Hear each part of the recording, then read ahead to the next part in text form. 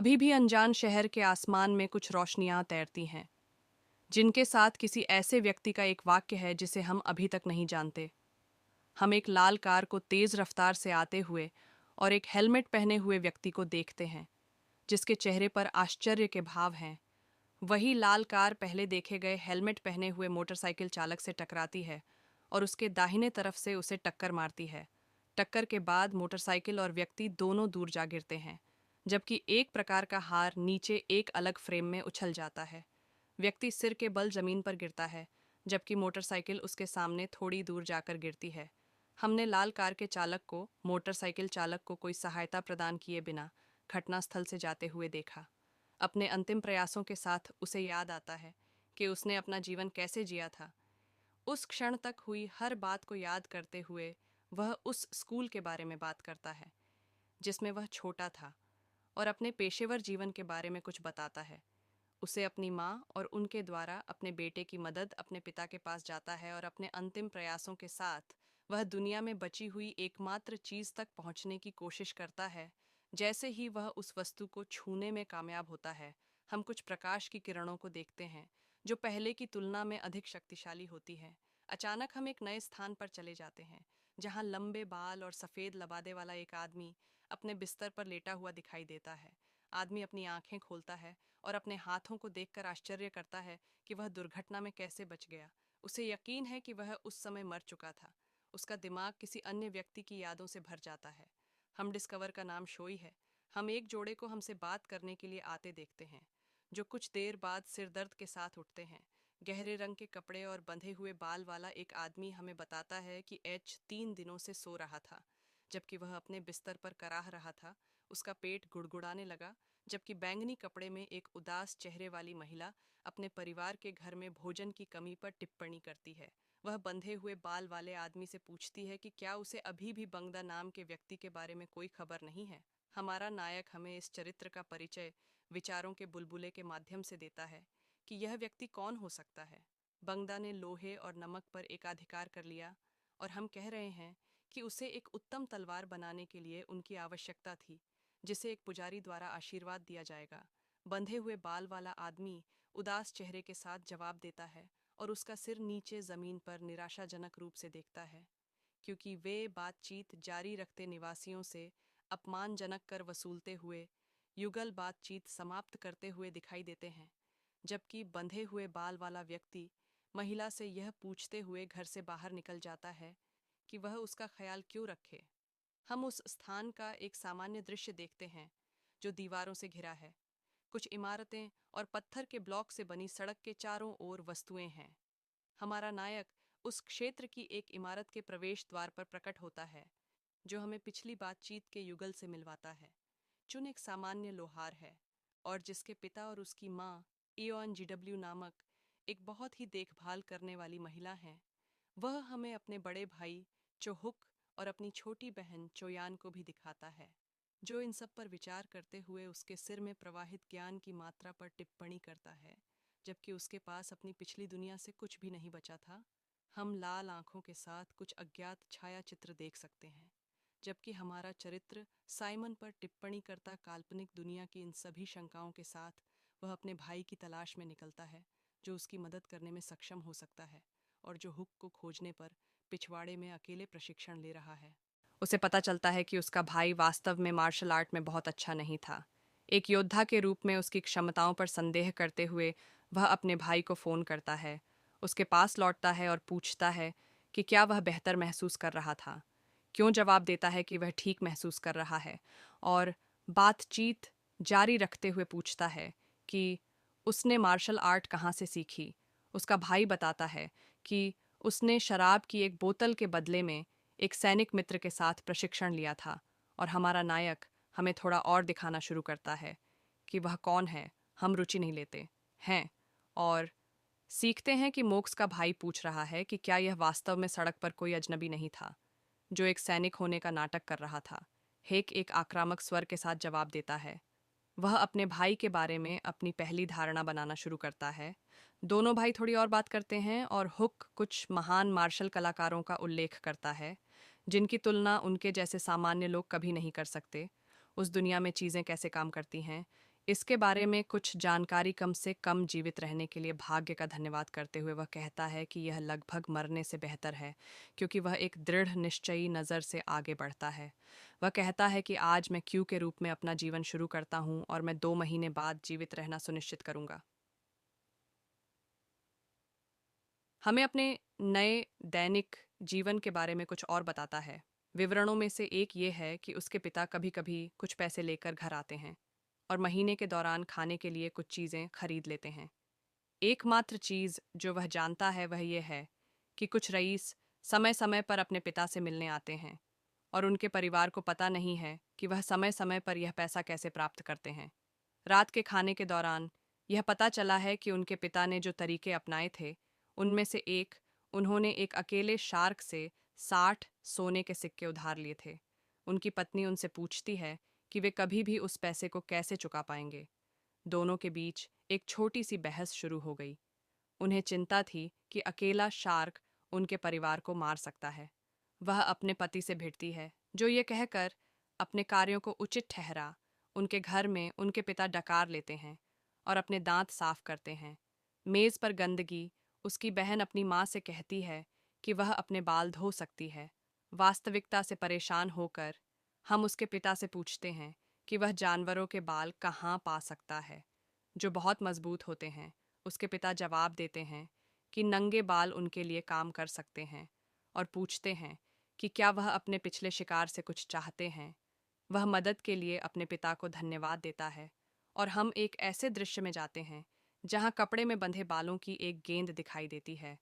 अपने खाली समय में वह कुछ पतली लकड़ी की छड़ियों और नंगे बालों के साथ अपने परिवार के लिए कुछ टूथब्रश बनाने का फैसला करता है।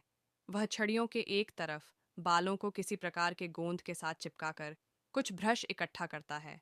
उसकी बहन देखती है कि वह क्या बना रहा है और आश्चर्यचकित नज़र से पूछती है कि यह क्या है। वह जवाब देता है कि यह कुछ खास नहीं है। उसे घर वापस जाने के लिए कहता है, जिससे उसका आश्चर्यचकित चेहरा एक नाराजगी में बदल जाता है। 3 घंटे में 250 टूथब्रश बेचने के बाद वे 500 चांदी के सिक्कों के लाभ से बेहद खुश हैं। और फिर कहानी पाठक को स्थानीय अर्थव्यवस्था से परिचित कराती है। 500 चांदी के सिक्के 5 सोने के सिक्कों के बराबर होंगे और कुछ गणना करने के बाद वह अपने पिता से कहता है कि अगर हर कोई मदद करे तो वे एक दिन में 3000 ब्रश बना सकते हैं। वह ये कहकर आगे कहता है कि अगर वे बेचें सब कुछ और लागत में कटौती करने के बाद उन्हें कुल 80 स्वर्ण सिक्कों का लाभ होगा, जो लोन शार्क को कर्ज चुकाने के लिए पर्याप्त होगा। घर लौटकर और अपने परिवार के साथ खबर साझा करना, उसकी माँ बेहद खुश है और हर कोई उत्पादन में एक साथ मदद करते हुए दिखाई देता है। परिवार का शत्रुतापूर्ण और दुखद माहौल, जिसे अध्याय 1 के दौरान पारिवारिक तर्क में प्रस्तुत किया गया था, अब मौजूद नहीं है। हर किसी को एक साथ देखा जा सकता है। आप एड को बेहतर भविष्य की उम्मीद के साथ माल के उत्पादन में मदद करते हैं, लेकिन अगली सुबह जब वे बाजार में लौटते हैं तो वे विश्वास नहीं कर सकते कि वे उनके सामने क्या देखते हैं। वे सड़क के किनारे स्टॉलों पर कई लोगों को उन्हीं टूथब्रश को बेचते हुए देखते हैं जिन्हें उन्होंने कुछ सुधारों के साथ बनाया था। व्यापारियों में से एक बताता है कि उसका ब्रश लोहे की कोर में सेट है, जो ब्रश को लकड़ी के मुकाबले 2 से 3 गुना अधिक समय तक टिकेगा। अपने हाथों को अपने चेहरे पर रखते हुए क्यों विलाप करता है कि उसका विचार चुरा लिया गया था, और उल्लेख करता है कि वह यह सोचता है कि वह पैसा कमाने के लिए क्या कर सकता है। वह अपनी पुरानी दुनिया से बिजली या यहाँ तक कि एक हथियार जैसी चीज़ें बनाने पर विचार करता है, लेकिन वह इन विचारों को छोड़ देता है क्योंकि कुछ जटिलताएं हैं जिन्हें वह जल्दी और आसानी से विकसित नहीं कर सकता था। उसकी बहन उसके विचारों को बाधित करती हुई दिखाई देती है और पूछती है कि क्या वह पानी नहीं लाने जा रहा था ताकि वह अपने बाल धो सके, जबकि वह पैसा कमाने के बारे में अधिक चिंतित लगता है। उसकी बहन अपनी उपस्थिति के बारे में चिंतित है, जिसके कारण उनके बीच एक छोटी सी बहस होती है। उसका भाई लड़ाई में बाधा डालता हुआ दिखाई देता है और अपना प्रशिक्षण शुरू करता है, जो एच के विचार में उन सभी समस्याओं को देखते हुए बेकार था जिनका वे सामना कर रहे थे। येन अपने भाई हिक की ओर दौड़ती है और पूछती है कि क्या वह अभिनय नहीं कर रहा था। हमेशा से अलग उसकी बहन टिप्पणी करती है कि वह परिवार के लिए आवश्यक ब्रशों की संख्या की शीघ्रता से गणना करने में सक्षम था, जो उसे असामान्य लगा। हेग जवाब देता है कि वह भी आश्चर्यचकित था, लेकिन उनका भाई जीवन भर पढ़ता रहा था, इसीलिए यह कोई अप्रत्याशित बात नहीं थी। अपने भाई बहनों की बातचीत सुनकर उसे पता चलता है कि गणित ऐसी चीज़ नहीं थी जिसे लोग जानते थे, और आश्चर्य करता है कि क्या यह उसके लिए एक प्रकार का कौशल हो सकता है। हम अपने नायक के पिछले जीवन में जो कुछ जानते थे उसके बारे में थोड़ा और विस्तार से बताते हैं, जैसे कि प्रौद्योगिकी का युग जिसने कई चीज़ों को सीखने की संभावना लाई, और इन चीज़ों को जानने मात्र से उसने अपनी बहन को पहले ही आश्चर्यचकित कर दिया, जिससे उसे लगा कि उस स्थान पर रहने वाले उसके पास एक प्रतिभाशाली व्यक्ति होने की क्षमता हो सकती है। फिर वह एक छड़ी उठाता है और अपने सामने मिट्टी की ज़मीन पर भोजन करता है और अपने दो भाई बहनों से अनुमति मांगता है, क्योंकि वह ज़मीन पर कुछ लिखना शुरू कर देता है। वह इस बारे में सोचना शुरू कर देता है। छौ परिवार उसके पिता पूरी तरह से समझ नहीं पाए। प्रस्ताव पूछता है कि वह किस तरह की बकवास कर रहा था। वह समझाता है कि उसके पास कुछ विचार थे और वह उन्हें क्रियान्वित करने की योजना बना रहा था। सम पूछता है कि विचार क्या थे। टिप्पणी में कहा गया कि अनुभव की कमी और आवश्यक लोहार के कारण फोर्ज को एक बच्चे द्वारा संचालित नहीं किया जा सकता था। फिर स्पिरिट एच अपने पिता से पूछता है कि वह इस तरह से कितने समय तक जीवित रह सकता है। उसके पिता आश्चर्य से प्रश्न का उत्तर देते हैं। अपने बेटे को हाथ में हथौड़ा लिए बैठे हुए देखते हैं। लकड़ी के लट्ठे पर वह अपने तर्क को जारी रखता है और अपने पिता से पूछता है कि यदि कोई अकेला शार्क उसके हाथ को काटने आए तो वह क्या करेगा, क्योंकि उसने कर्ज लिया था। इससे पिता थोड़ा क्रोधित हो जाता है और क्रोध के भाव के साथ खड़ा हो जाता है, लेकिन उसका बेटा जारी रखता है। वह अपने पिता द्वारा उस कार्यशाला में किए गए सभी लागतों का विश्लेषण करता है, जैसे उपकरण और निहाई। वह अपने पिता की अच्छी प्रतिष्ठा पर भी टिप्पणी करता है और कहता है कि यह संपार्श्विक के रूप में काम कर सकता है, यह पूछते हुए कि क्या वह कभी भी एक लोहार के रूप में 300 चांदी के सिक्के इकट्ठा नहीं कर सकता था। हम देखते हैं कि जल्द ही वह और भी क्रोधित हो जाता है। एच कहता है कि चाहे पैसा कहीं से भी आए, वह भविष्य में अपने पिता को 3 गुना चुकाने में सक्षम होगा। उसके पिता ने अपने बेटे से एक अलग दुनिया के दृष्टिकोण का खुलासा किया, यहाँ तक कि अपने बेटे के अपने पिता के साथ बातचीत करने की कोशिश करने के लिए उसके नैतिकता पर सवाल उठाया। उसने अपने बेटे से कुछ सवाल पूछे और अपने दाहिने हाथ को फोर्ज हथौड़ा से उठाया, जैसे कि वह उसे मारने जा रहा था।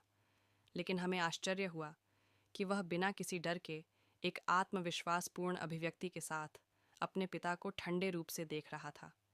इससे उसके पिता ने और भी अधिक सोचने के लिए मजबूर किया कि बीमार पड़ने के बाद वह वास्तव में कितना अलग था। यह सोचकर कि क्या नई योजना टूथब्रश के समान थी, वह अपनी आंखें बंद करके बैठ जाता है और आह भरता है। अपने बेटे से अपने विचार के स्पष्टीकरण के साथ जारी रखने के लिए कहता है और किसानों को लोहे के हल बेचकर वर्तमान बाजार मूल्य में 30% की कमी कर दी, जिससे उसके पिता को यह विचार नापसंद हो गया। सू ने बताया कि एक लोहे के हल को बनाने में औसतन 15 दिन लगते हैं, और हम उसकी व्याख्या जारी रखते हैं। वह अपने पिता से पूछता है कि क्या वह 4 या 5 दिनों में सिल्लियों वाला लोहे का हल बना सकता है। जल्द ही कहता है कि कम समय में और कम पैसे में ऐसा करना असंभव है, क्योंकि उसका वेतन 10 चांदी के सिक्के प्रतिदिन था और 4 दिन में कुल मिलाकर 40 सिक्के होते। हम नायक को यह समझाते हुए देखते हैं वह शुरू में 20 लोगों को काम पर रखना चाहता था, जबकि उसके पिता प्रशिक्षण प्रदान करेंगे। हम देखते हैं कि कुछ भूमिकाएं जो बनाने की आवश्यकता होगी, जैसे कि चारकोल बर्नर और उसके श्रमिकों के लिए शिफ्ट कैसे संचालित होगी। उन्होंने कुछ प्रारंभिक विवरणों पर चर्चा की कि क्या करने की आवश्यकता है और प्रत्येक भूमिका के लिए शिफ्ट क्या होगी, और हम देख सकते हैं कि उसके पिता ने अपना मन बदलना शुरू कर दिया है। जो अवास्तविक लग रहा था वह जल्द ही समझ में आने लगा। जो नाराज होने के बजाय अब विचारशील दिखाई दिए, अपने बेटे को यह बताते हुए कि सब कुछ कैसे काम करेगा। अंत में अंतिम आवश्यक भूमिका की व्याख्या करते हुए, जो कि स्मेल्टर होगी, उन्होंने यह भी उल्लेख किया कि वह अभी प्रमोशन और छूट की पेशकश करके सब कुछ बेचेंगे। प्रत्येक आर के पास अलग अलग राशि के साथ दैनिक मजदूरी होगी, और यदि सब कुछ योजन जो अंततः एक लोहार के रूप में काम जारी रखने के बदले में प्रस्ताव को स्वीकार कर लेते हैं, वे एक समझौता करते हैं और अध्याय जारी रहता है जो हमें औद्योगिक क्रांति के आधार पर हमारी नई कार्यप्रणाली दिखाता है। हम एक पैनल देखते हैं जिसमें पिछले विश्व से उत्पादन लाइनों पर काम कर रहे कुछ लोग दिखाई देते हैं। उसके बाद वर्तमान दुनिया के एक शहर का ओवरहेड दृश्य दिखाई देता है। छवि को झूम इन करते हैं और हम एच और उसके पिता को गंदगी वाली सड़क पर चलते हुए देख सकते हैं। उनके पीछे नीले रंग के लबादे में एक आदमी है, उनके पीछे एक और आदमी है, लाल वर्दी में दो गार्ड, और आगे हाथ की स्थिति में वे प्रवेश द्वार की ओर बढ़ते हैं। जबकि हम शांत लग रहे थे और कुछ जूते खरीदने के बारे में सोच रहे थे जो उसके पैरों को जल्दी चोट नहीं पहुंचाएंगे। उसके बगल में कोई व्यक्ति किसी कारण से घबरा गया था और जगह को घूरते हुए स्थिर खड़ा था। उससे पूछा कि उसने चलना क्यों बंद कर दिया, और यह कहना जारी रखा कि यदि वह इससे डरता है तो शिल्पकार की आत्मा का होना बेकार है। एक गार्ड ने उन्हें पंक्ति में आने के लिए कहा, उसका धन्यवाद किया और चलते रहा, जबकि वह गार्ड से शुरू करते हुए जगह का विश्लेषण करना शुरू करता है। उन्हें एक पंक्ति मिलती है जो उनके गंतव्य के लिए लगती है। हमारे नायक ने जो देखा उससे ऐसा लगता है कि लोग किसी कारण से अपनी संतुष्टि को नहीं छोड़ रहे हैं। यह उसकी बारी है, और उसने अपने पिता से कहा जो स्थिति से डरे हुए थे कि वे जल्द ही बाहर प्रतीक्षा करें, अपने बेटे का धन्यवाद करें। और हम कहानी को जारी रखते हुए देखते हैं कि वह अंदर जगह में प्रवेश कर रहा है। हम केंद्र में पीले वस्त्र में एक आदमी को देखते हैं जो दूसरों से अलग है। उसके सामने किसी प्रकार का दस्तावेज है और उसके हाथ में एक कलम है। पीले रंग के आदमी का नाम लेजोनजा था। वह क्यू को देखता कि यदि वह ऐसा करता है तो उसे भविष्य में इसका बहुत पछतावा होगा। किसी तरह उस आदमी का ध्यान आकर्षित करने की कोशिश करते हुए जॉन जे पूछता है कि उसका शुरुआती बिंदु क्या था। वह अपना परिचय उस आदमी से देता है और कहता है कि वह जो कबीले की ओर से वहाँ है। जॉन और जा फिर गुस्से में मेज पर पटक देते हैं और पूछते हैं कि क्या उनके सामने वाला आदमी फायर ड्रैगन नामक प्रतिद्वंद्वी व्यापारी समूह को हीन भावना से देख रहा है। उसके शब्दों का क्या औचित्य है, और वे एक बैठक के साथ आगे बढ़ते हैं। हम देखते हैं कि हमारा नायक अपने प्रस्ताव को समझाने के लिए अपनी जैकेट से लाल किताब निकालता है। वह कुछ गारंटी का प्रस्ताव करना शुरू करता है जिसमें उसके परिवार की सामग्री और संपत्तियां शामिल हैं, आरण को सुरक्षित करने के लिए जो कुल 150 सिक्के हैं। जॉन जे उसे यह समझाने के लिए कहता है कि अनुरोध किए गए 300 में से अन्य 150 के लिए क्या गारंटी होगी, और वह अपने परिवार के जीवन को संपार्श्विक के रूप में उपयोग करता है। आदमी हूँ ने जो कुछ कहा उससे हैरान है, लेकिन वह उन्हें काले बाजार के माध्यम से मानव तस्करी में बेचने के अपने विचार को समझाना जारी रखता है। यह कहकर वह अंततः उस आदमी का ध्यान आकर्षित करता है जो यह महसूस करना शुरू कर देता है कि अपनी अनुनय योजना के साथ वह उस आदमी को उस पढ़ी हुई पुस्तक में निहित विचारों को दिखाता है जिसे उसने पहले निकाला था। जेन और जे गुस्से से प्रस्ताव पर विचार करना शुरू करते हैं, जबकि एचओए कहता है कि यदि वह प्रस्ताव को अस्वीकार करता है तो वह किसी अन्य प्रतिद्वंद्वी व्यापारी के पास जाएगा। जॉन जी उसके बातचीत कौशल से आश्चर्यचकित होते हैं और अपने जनरल को तुरंत 1000 चांदी के सिक्के लाने का आदेश देते हैं। फिर वह समझाते हैं कि अपने परिवार को गुलामों के रूप में बेचना उनके जीवन की कीमत होगी, आगे यह समझाते हुए कि यदि वह पैसे नहीं चुकाता है तो उसे बेच दिया जाएगा। हान अपनी किताब एक तरफ रख देता है, और जबकि जॉन जे धमकी भरे लहजे में कुछ और चीजें कहता है, हाँ, अपने पिता को छोड़ देता है। फिर पूछता है कि अगला कदम क्या है, और उसका बेटा जवाब देता है कि उनके घर के सामने नौकरी के उद्घाटन के साथ पहले से ही एक साइन बोर्ड लगा दिया गया है, यह देखने के लिए कि कितने लोग रुचि रखते हैं। इस साइन को देखने वह अपनी नौकरी में प्रबंधन और व्यवसाय शुरू करने का सपना देखता था। एक दिन वह भीड़ के सामने अपना परिचय देता है और समझाना शुरू करता है कि काम कब शुरू होगा, और उसने अपने कर्मचारियों के लिए जो अनुबंध तैयार किया है, वह लोगों को समझाना शुरू करता है कि अनुबंध के साथ वे क्या कर सकते हैं, और उनमें से कुछ इतनी अधिक जानकारी से भ्रमित लगते हैं। एच अपना भाषण जारी रखता है और उन्हें वेतन के बारे में जानकारी देता है कि अगर वे अधिक काम करते हैं तो उन्हें बोनस मिलने की संभावना है, उन्होंने साप्ताहिक भुगतान वाली छुट्टी का भी उल्लेख किया और इसे यह कहकर उचित ठहराया कि लोगों को और अधिक प्रभावित करने के लिए सभी को आराम की आवश्यकता है।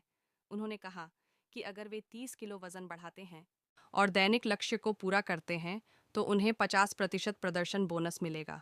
और उन्होंने कहा कि साप्ताहिक छुट्टी के अलावा उनके पास मासिक छुट्टी भी होगी और अगर उन्होंने अपनी छुट्टी के दिन काम करने का फैसला किया तो उन्हें दोगुना भुगतान किया जाएगा। बिना छुट्टी लिए उसे अगले साल के लिए 5 दिन की छुट्टी मिल जाती थी। वहां मौजूद हर कोई सुनकर हैरान रह गया और इसी बीच हमारा नायक अपनी एक पुरानी नौकरी को याद करता है। वह उस सिस्टम के बारे में बताता है जिसका वह इस्तेमाल कर रहा है और नौकरी में रुचि रखने वाले लोगों से गोपनीयता बनाए रखने के लिए कहता है। अगर लोग इस समझौते को तोड़ते हैं तो उन्हें कंपनी से निकाल दिया जाएगा। अंत में भीड़ ने उस अनुबंध की हर बात पर सहमति जताई जिस पर उन्होंने हस्ताक्षर किए थे। वह लोगों को नौकरी का प्रशिक्षण देने के लिए अलग करना शुरू करता है और यह सुनिश्चित करता है कि अगर वे एक दिन भी काम करें तो भी उन्हें भुगतान किया जाएगा। अपने कर्मचारी के साथ समझौता होने के बाद वह अपनी योजना को क्रियान्वित करता है, जबकि उसके पिता इस बात से चिढ़ते हैं कि लोग चीज़ों को यथासंभव सही तरीके से नहीं कर रहे हैं। अगले पैनल में हम व्यवहार में बदलाव देख सकते हैं। वह अधिक विनम्र दृष्टिकोण अपनाता है। वह अपने शब्दों का अधिक सावधानी से इस्तेमाल करते हुए अपने कर्मचारियों की प्रशंसा करता है।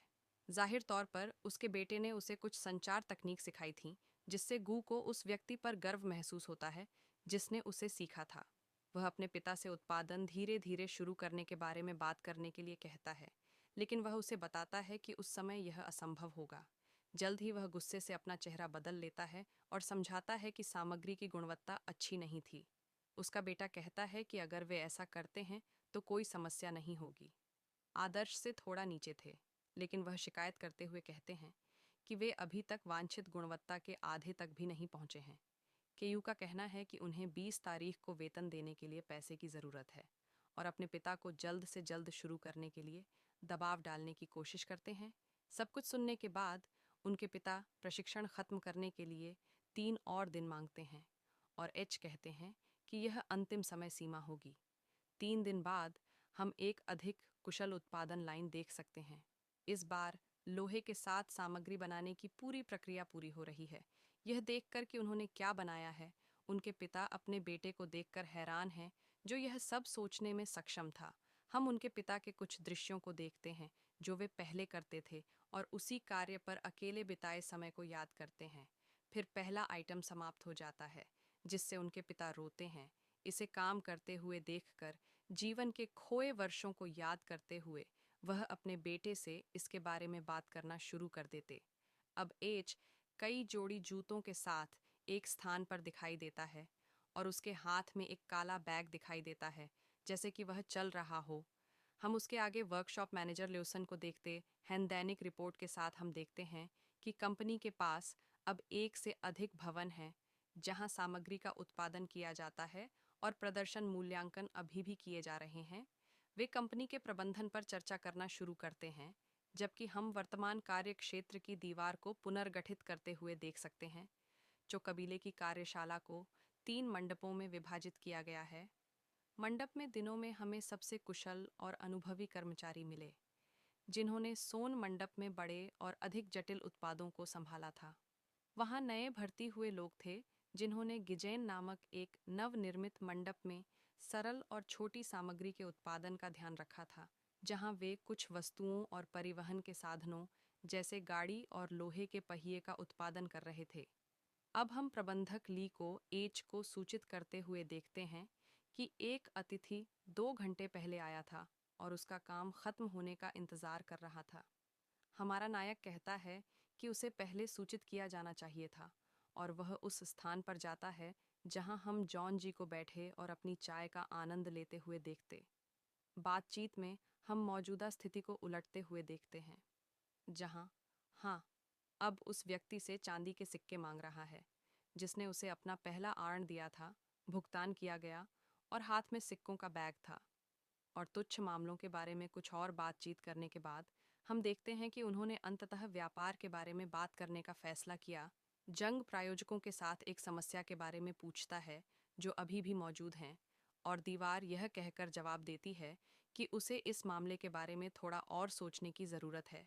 उसने पूछा कि उसके पास समय की कमी के कारण सावधान रहना होगा और वह अग्नि ड्रैगन मर्चेंट के नाम का हमेशा के लिए उपयोग नहीं कर सकता है। वह समझाना शुरू करता है कि सीएच कबीले का व्यवसाय कैसे बढ़ गया था और लोगों को अंततः पता चल जाएगा कि वे आपूर्तिकर्ता थे। वह अधिकारियों की रेटिंग और पूछताछ की संभावना के बारे में चिंतित है। वह अपनी सस्ती सामग्री की वजह से जोंगजो को बताता है कि भविष्य में कबीले के साथ व्यापार करने पर उसे किन समस्याओं का सामना करना पड़ सकता है।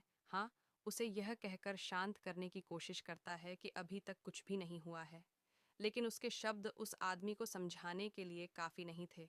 फिर डब्ल्यू अपनी लाल नोटबुक निकालता है जो लीन जा को परेशान करती है और बोलना शुरू करती है। वह समझाता है कि उसकी व्यापारियों के एक अन्य समूह के साथ बैठक हुई थी, जिन्होंने उसे रेशमी लाइन के जूतों की एक जोड़ी उपहार में दी थी।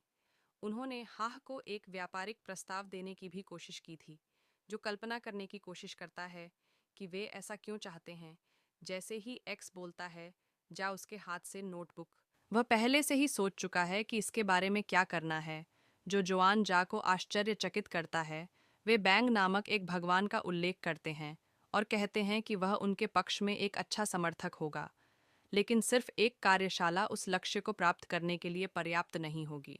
फिर हा ने सिर्फ 1 महीने में अपने लाभ का खुलासा किया, जिसने एक बार फिर जॉन जय को आश्चर्यचकित कर दिया, जो हमारे नायक द्वारा कहे गए हर वाक्य से चकित लगता है।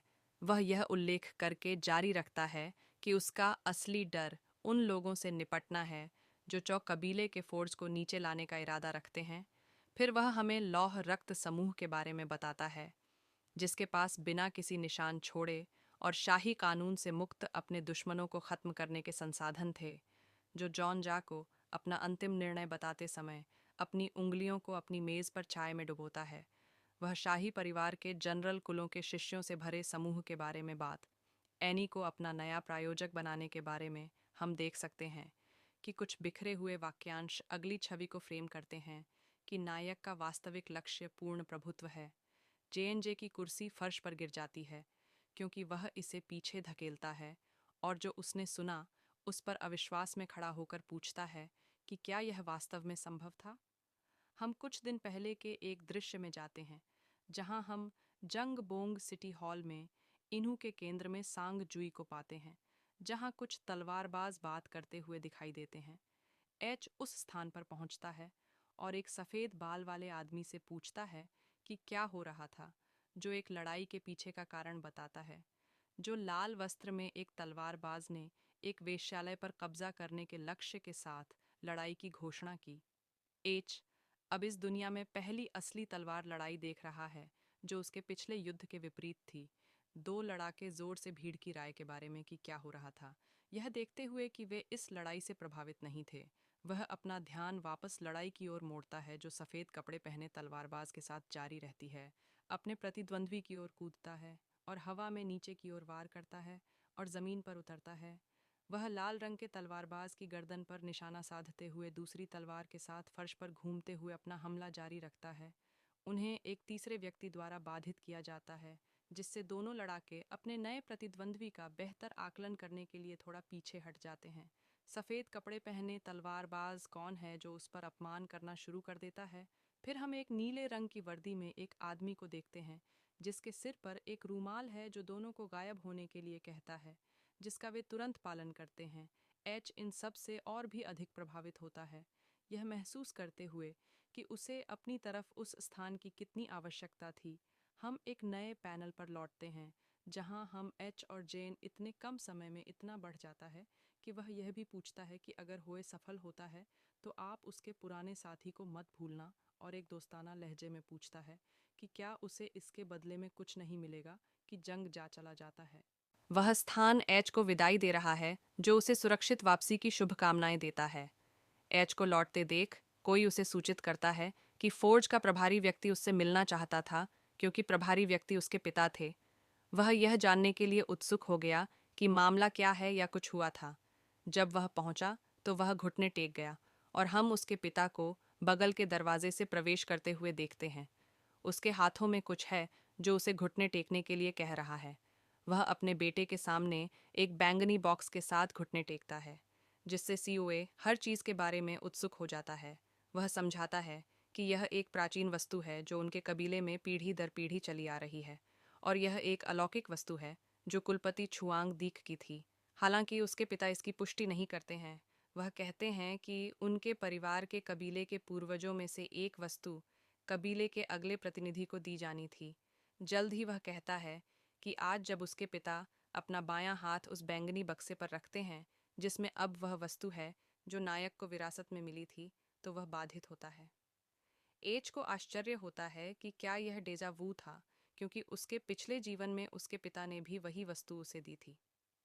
उसके पिता उसे उस वस्तु को हमेशा अपने पास रखने के लिए कहते हैं, जो एक हार लगती है, जब तक कि वह इसे भविष्य की पीढ़ियों के लिए आगे ले जाने वाला अगला व्यक्ति न ढूंढ ले।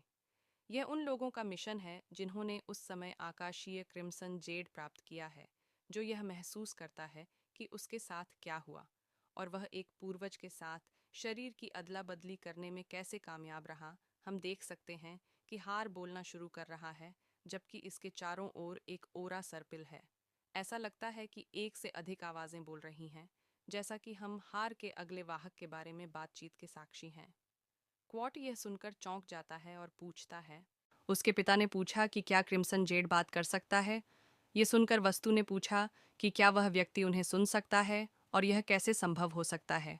ये महसूस करते हुए कि वे बातचीत कर सकते हैं, वे आनंदित हुए, जबकि उनके पिता खड़े हुए और कहने लगे कि उन्होंने पहले भी यह अजीब सपना देखा था।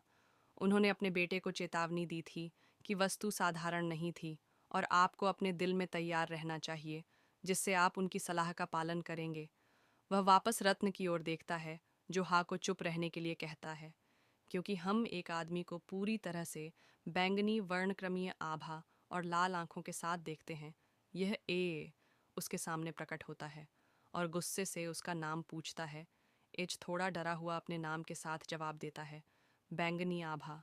ये कहना जारी रखती है कि अगर यह व्यक्ति उन्हें सुन सकता है, तो इसका मतलब है कि उसकी आत्मा की ऊर्जा उसके वंशजों के साथ संरेखित हुई थी। एच बैंगनी रंग को नहीं समझ पाया। स्पेक्टर ने बताया कि आकाशीय क्रिम्सन जेड का आशीर्वाद प्राप्त करने से महान क्षमताएं प्राप्त होंगी, लेकिन उसकी मृत्यु के बाद डेसी उस वस्तु से बंध जाएगी। जब हा का जीवन स्पेक्टर्स से जुड़ा होगा, तो यह एक डोरी से बंधी होगी। हालांकि ऐसा लगता है कि उसके शरीर पर वह नहीं थी। जिज्ञासु हमारा नायक पूछता है कि क्या उसे क्षमताएं प्राप्त होंगी, और उसे बताया जाता है कि किसी प्रकार की क्षमता प्राप्त करना तुरंत सामान्य होगा। स्पेक्टर कहना जारी रखता है कि इस राग के बिना किसी के लिए अपनी आत्मा को अपने कबीले के वंशजों के साथ जोड़ना समझ में नहीं आता। वह पूछता है कि वे किस प्रकार की क्षमताएं हो सकती हैं, और आभा जवाब देती है कि यह उसकी इच्छाओं के आधार पर भिन्न हो सकती है। उदाहरण के लिए, यदि आप जीवन के सिद्धांतों की तलाश करने वाले केन हैं, तो वह आरशी बनने के लिए पूर्ति की बिजली से मारा जाएगा। लेकिन हाँ, फिर कहता है कि उसे ऐसा कोई आशीर्वाद, एच को कुछ खास वादे करते हुए एच अपने जीवन में किसी ऐसे क्षण को याद करने की कोशिश करता है। सोचता है कि क्या उसे उन्हें बता देना चाहिए कि वह वास्तव में पुनर्जन्म है। इस बात पर विचार करने के बाद कि क्या क्रिम्सन जेड के भीतर की आवाज़ों को उसके पुनर्जन्म के बारे में बताना है या नहीं, वह अंततः सब कुछ प्रकट करने का निर्णय लेता है। सिलहुटों में से एक को आश्चर्य होता है कि वह अपने पूर्वजों पर क्यों संदिग्ध था, जो नायक को नीचा दिखाने की कोशिश कर रहे थे। फिर वे उसे सूचित करते हैं कि वे अब केवल आत्माओं के रूप में मौजूद हैं, इसलिए उनके पास भौतिक दुनिया में अपनी शक्तियों को प्रदर्शित करने की कोई क्षमता या इरादा नहीं है। वे आपस में एक निश्चित विश्वास स्थापित करते हैं, इस नई स्थिति के प्रति पूर्ण खुलापन दिखाते हैं। आखिरकार वे सभी उसके परिवार का हिस्सा थे। फिर हा को विश्वास हो जाता है और वह उन्हें बताता है कि वह कौन है और कहाँ से आया है, जिससे सिलहुट्स और भी अधिक आश्चर्यचकित हो जाते हैं।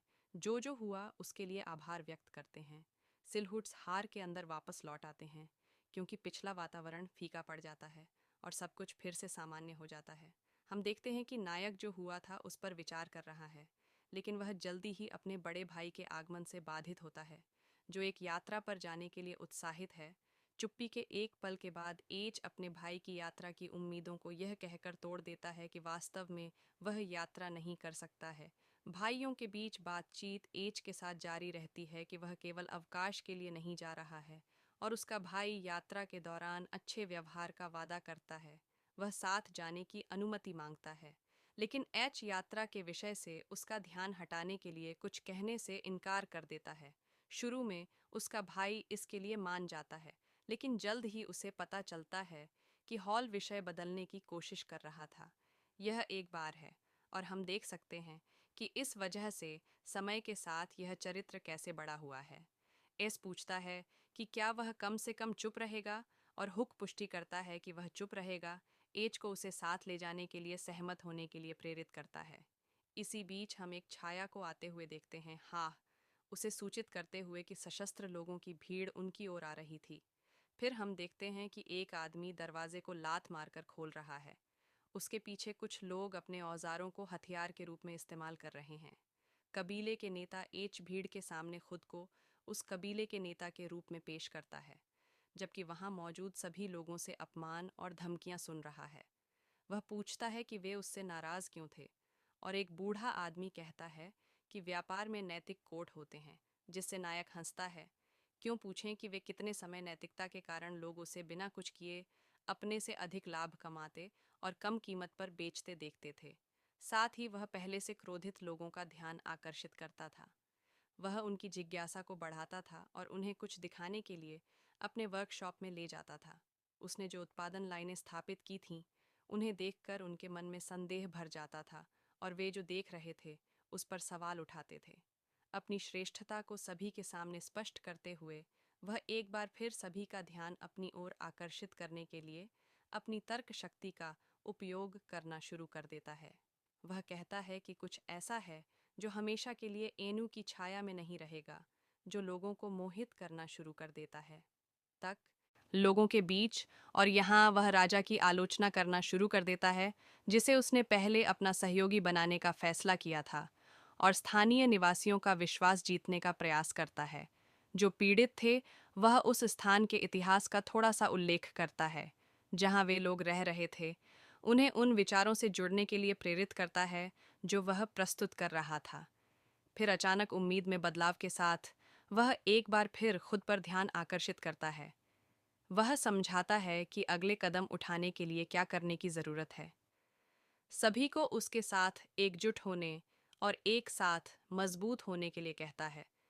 वह सभी को अपने श्रमिकों का शिक्षक बनने के लिए आमंत्रित करता है और कहता है कि उन्हें अब एक कार्यशाला की भूमिकाओं में काम करने की आवश्यकता नहीं होगी। वह अपने पिता को अपने पास खींचता है और उन्हें एक कबीले के मालिक के रूप में पेश करता है, और कहता है कि वह अकेले ही काम पर पुरुषों की देखरेख करने के लिए जिम्मेदार था।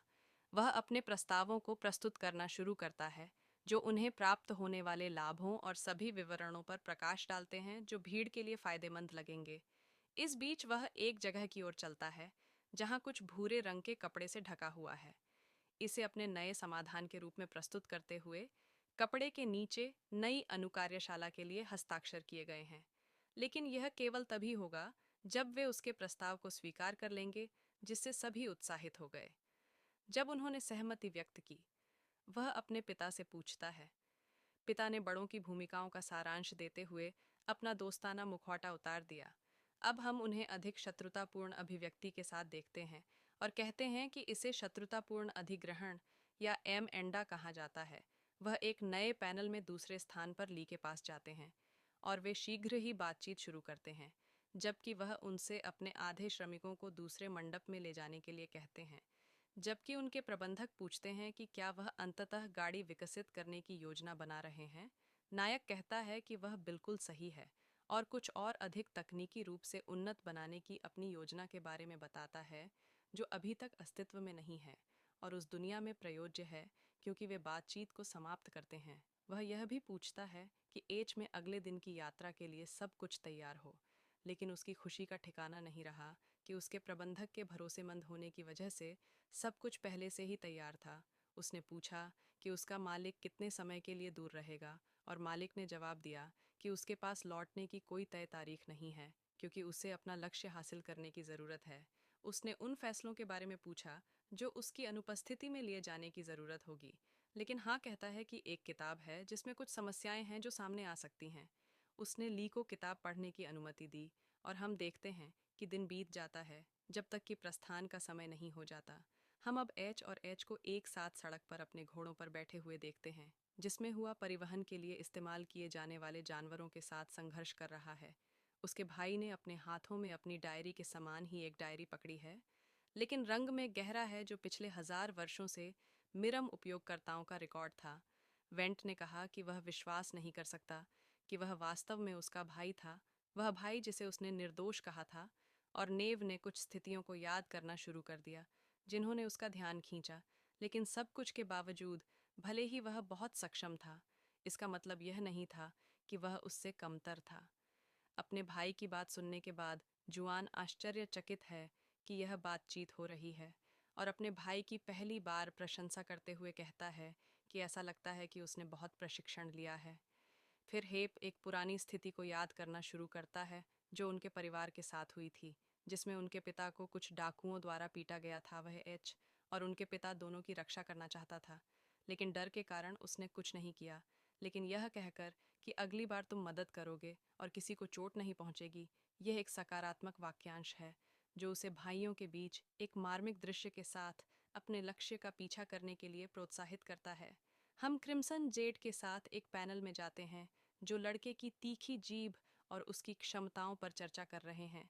क्रिम्सन जेड खुद से बात करना जारी रखता है, जबकि एच उन लोगों की इतनी अच्छी राय नहीं सुनता है जो वहाँ मौजूद हैं। वह खुद से कहता है कि उसे अपने पूर्वजों से केवल वही गहना मिला था, और फिर भी उनकी आलोचना बहुत तीव्र थी। इन चीज़ों के बारे में सोचते हुए हम एज के साथ यह पता लगाते हैं कि जेड उसके विचारों को पढ़ सकता है, क्योंकि उनकी आत्माएं जुड़ी हुई हैं। एच फिर क्रिम्सन जेड से पूछता है कि क्या कुल मिलाकर उनमें से 8 हैं, और यदि वह सही है तो 2 छायाचित्र पृष्ठभूमि में प्रकट होते दूसरे शरीर में वे अब तक उसके द्वारा बनाई गई चीज़ों पर सकारात्मक टिप्पणी करना शुरू करते हैं, लेकिन यह भी उल्लेख करते हैं कि वह मैंगोक का अगला राजा बनने के योग्य नहीं है। सीएच मैंगोक, जो कबीले के संस्थापक कुलपति थे जिनका पहले उल्लेख किया गया था, यदि आपको याद नहीं है तो उन्होंने हमें क्रिम्सन जेड के भीतर एक अंधेरे सिलहोट दिखाया था। एचिया सुनने के बाद नाम हैरान है और सोच रहा है कि क्या यह वही आदमी है जिसके बारे में वह सोचता है कि यह है। वह कहता है कि वास्तव में चिल कबीला बहुत पुराना था, और वह इस नाम से जाना जाता था क्योंकि उसके पिता ने गोद लिए जाने के बाद कबीले को उसके चारों ओर केंद्रित कर दिया था। किसी और की छाया अभी तक नहीं दिखाई गई है।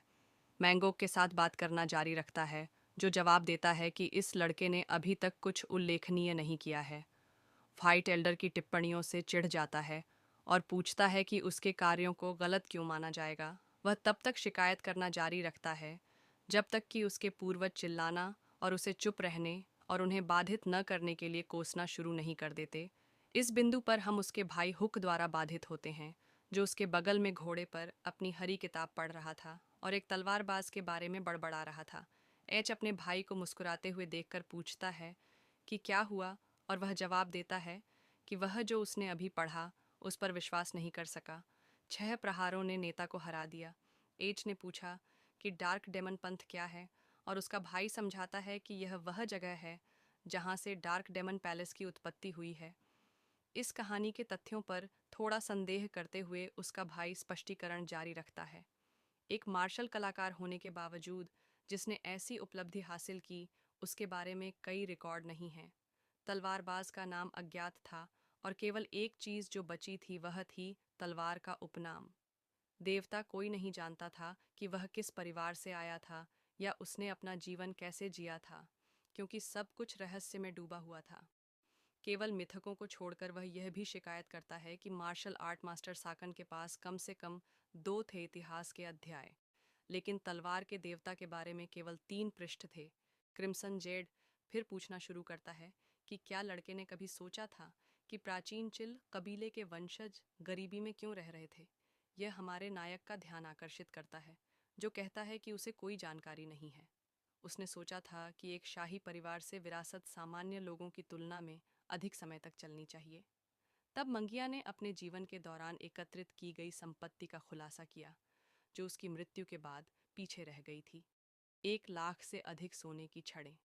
लेकिन इस कुलीन की मृत्यु के बाद उसके कबीले का अधिकांश इतिहास समय के साथ खो गया और पीछे छोड़ी गई राशि एच को उस व्यक्ति से और भी अधिक प्रभावित करती है जिससे वह बात कर रहा था, क्योंकि सोने का वजन 375 टन से अधिक था।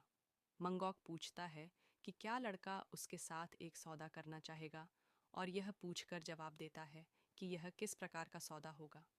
कुलपति यह कहना जारी रखता है कि वे अभी भी शक्तिशाली सिमा कबीले के बारे में उसे याद आता है कि जब भी वह सेमा शब्द सुनता है तो उसे तीव्र क्रोध का आभास होता है।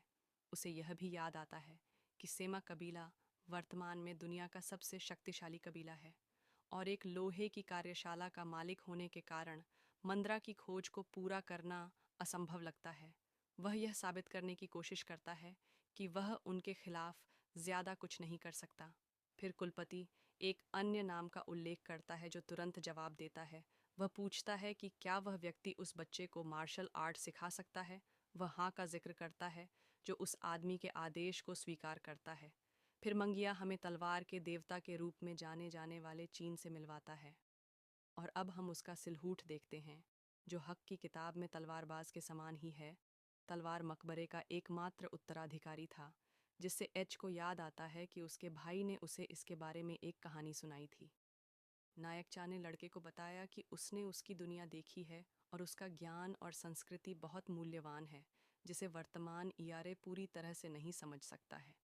उनमें से एक अंगंग हुआ को एक प्रस्ताव देता है कि यदि वे अपनी शक्ति को उसके ज्ञान के साथ जोड़ दें तो वे अपने दुश्मनों को नष्ट कर सकते हैं। उसे अगले दिन आगे बढ़ने के लिए राजी कर लेते हैं। हम एच को एक अपरिचित सड़क पर चलते हुए देखते हैं और अपनी पिछली दुनिया की तुलना में दुनियाओं के बीच कुछ अंतरों को नोटिस करना शुरू करते हैं। यह जगह पहले से कहीं अधिक व्यस्त और अधिक जीवंत थी। नाम हैरान है और सोच रहा है कि क्या यह वही आदमी है जिसके बारे में वह सोचता है कि यह है। वह कहता है कि वास्तव में चिल कबीला बहुत पुराना था और वह इस नाम से जाना जाता था क्योंकि उसके पिता ने गोद लिए जाने के बाद कबीले को उसके चारों ओर केंद्रित कर दिया था। किसी और की छाया अभी तक नहीं दिखाई गई है।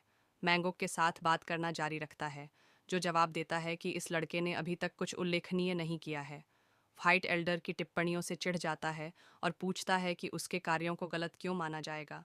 वह तब तक शिकायत करना जारी रखता है जब तक कि उसके पूर्वज चिल्लाना और उसे चुप रहने और उन्हें बाधित न करने के लिए कोसना शुरू नहीं कर देते। इस बिंदु पर हम उसके भाई हुक द्वारा बाधित होते हैं, जो उसके बगल में घोड़े पर अपनी हरी किताब पढ़ रहा था और एक तलवारबाज के बारे में बड़बड़ा रहा था। एच अपने भाई को मुस्कुराते हुए देखकर पूछता है कि क्या हुआ, और वह जवाब देता है कि वह जो उसने अभी पढ़ा उस पर विश्वास नहीं कर सका। 6 प्रहारों ने नेता को हरा दिया। एच ने पूछा कि डार्क डेमन पंथ क्या है, और उसका भाई समझाता है कि यह वह जगह है जहाँ से डार्क डेमन पैलेस की उत्पत्ति हुई है। इस कहानी के तथ्यों पर थोड़ा संदेह करते हुए उसका भाई स्पष्टीकरण जारी रखता है। एक मार्शल कलाकार होने के बावजूद जिसने ऐसी उपलब्धि हासिल की, उसके बारे में कई रिकॉर्ड नहीं हैं। तलवारबाज का नाम अज्ञात था और केवल एक चीज जो बची थी वह थी तलवार का उपनाम। देवता कोई नहीं जानता था कि वह किस परिवार से आया था या उसने अपना जीवन कैसे जिया था, क्योंकि सब कुछ रहस्य में डूबा हुआ था। केवल मिथकों को छोड़कर वह यह भी शिकायत करता है कि मार्शल आर्ट मास्टर साकन के पास कम से कम 2 थे इतिहास के अध्याय, लेकिन तलवार के देवता के बारे में केवल 3 पृष्ठ थे। क्रिम्सन जेड फिर पूछना शुरू करता है कि क्या लड़के ने कभी सोचा था कि प्राचीन चिल कबीले के वंशज गरीबी में क्यों रह रहे थे। यह हमारे नायक का ध्यान आकर्षित करता है, जो कहता है कि उसे कोई जानकारी नहीं है। उसने सोचा था कि एक शाही परिवार से विरासत सामान्य लोगों की तुलना में अधिक समय तक चलनी चाहिए। तब मंगिया ने अपने जीवन के दौरान एकत्रित की गई संपत्ति का खुलासा किया, जो उसकी मृत्यु के बाद पीछे रह गई थी। 1 लाख से अधिक सोने की छड़ें।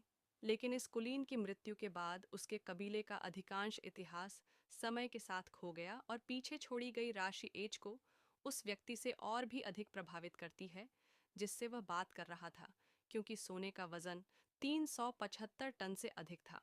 मंगॉक पूछता है कि क्या लड़का उसके साथ एक सौदा करना चाहेगा, और यह पूछकर जवाब देता है कि यह किस प्रकार का सौदा होगा। कुलपति यह कहना जारी रखता है कि वे अभी भी शक्तिशाली सिमा कबीले के बारे में उसे याद आता है कि जब भी वह सेमा शब्द सुनता है तो उसे तीव्र क्रोध का आभास होता है। उसे यह भी याद आता है कि सेमा कबीला वर्तमान में दुनिया का सबसे शक्तिशाली कबीला है और एक लोहे की कार्यशाला का मालिक होने के कारण मंद्रा की खोज को पूरा करना असंभव लगता है। वह यह साबित करने की कोशिश करता है कि वह उनके खिलाफ ज्यादा कुछ नहीं कर सकता। फिर कुलपति एक अन्य नाम का उल्लेख करता है जो तुरंत जवाब देता है। वह पूछता है कि क्या वह व्यक्ति उस बच्चे को मार्शल आर्ट सिखा सकता है। वह हाँ का जिक्र करता है जो उस आदमी के आदेश को स्वीकार करता है। फिर मंगिया हमें तलवार के देवता के रूप में जाने जाने वाले चीन से मिलवाता है और अब हम उसका सिलहूट देखते हैं, जो हक की किताब में तलवारबाज के समान ही है। तलवार मकबरे का एकमात्र उत्तराधिकारी था, जिससे एज को याद आता है कि उसके भाई ने उसे इसके बारे में एक कहानी सुनाई थी।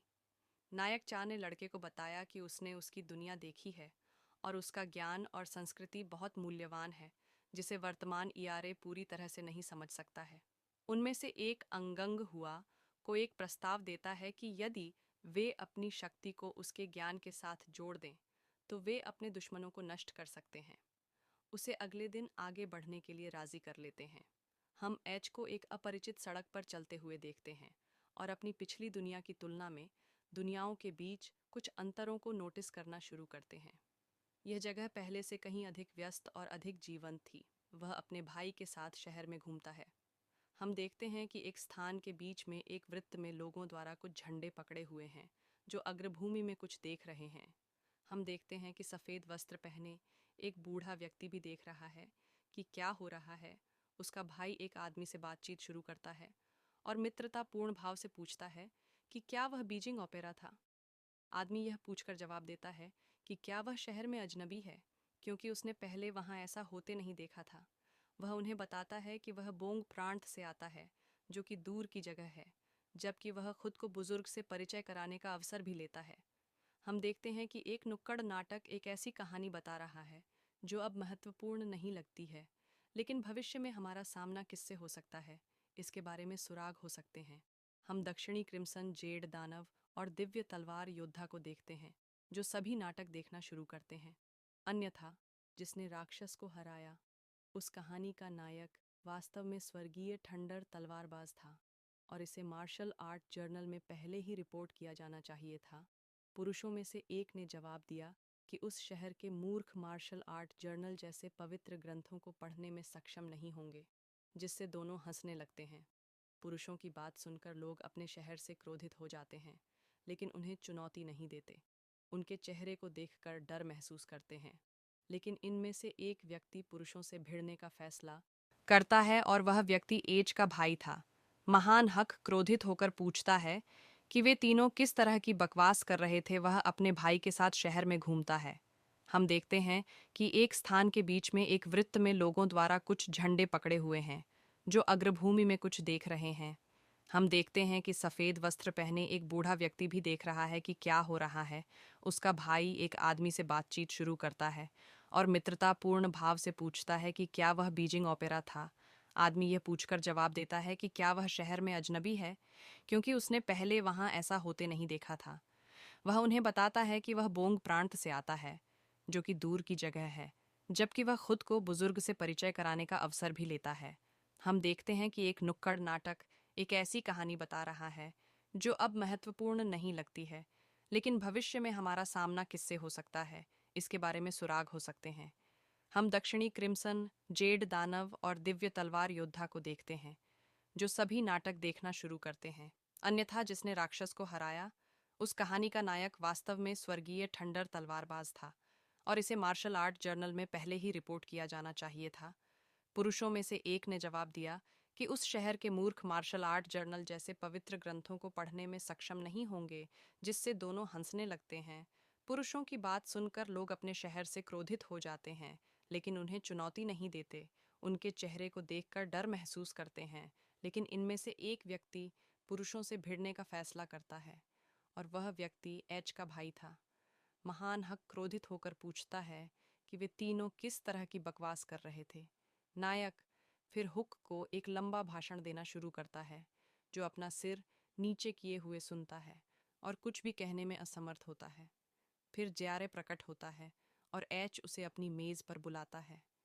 जैसे ही एच जैन उसके पास आता है और पूछता है कि दोनों के बीच क्या हुआ, लेकिन क्यों कहता है कि यह कोई गंभीर बात नहीं थी और उसे बैठने के लिए कहता है, वह जीन जे से पूछता है कि वह नॉन कबीले और जैन के बारे में जो कुछ भी जानता है वह उसे बताए। जेर जवाब देता है कि सभी जानकारी मार्शल आर्ट जर्नल में उपलब्ध है, लेकिन एच वास्तव में जानना चाहता था कि वे चीज़ें हैं जो किसी को नहीं बताई जाती हैं, जैसे संघर्ष और भ्रष्टाचार के मामले जिन्हें वे छिपाने की कोशिश करते हैं।